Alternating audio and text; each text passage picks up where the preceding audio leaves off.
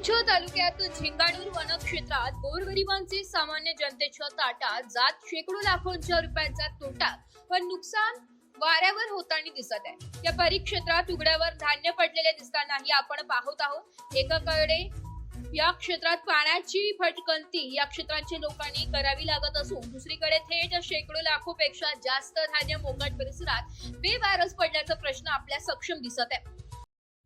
झिंगाडूर परिसरामध्ये आपण पाहत आहोत।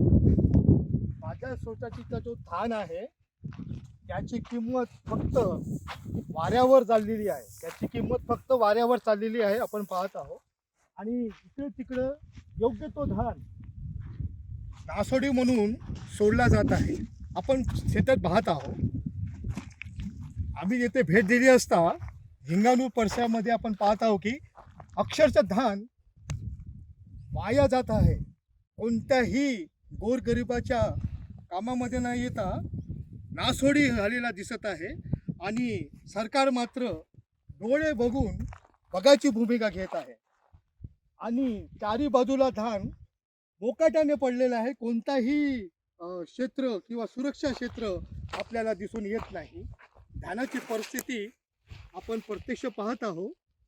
आपण धानाची परिस्थिती प्रत्यक्ष पाहून राहिलेलो आहोत का धान पूर्ण नासोडी झालेला आहे, खराब झालेला आहे दिसून येत आहे। आपल्याला पूर्ण वाया गेलेला धान आहे।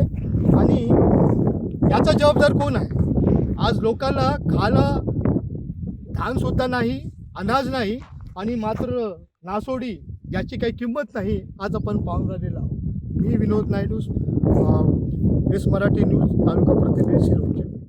एस मराठी न्यूज साठी तालुका प्रतिनिधी विनोद नायडू, सिरोंचा।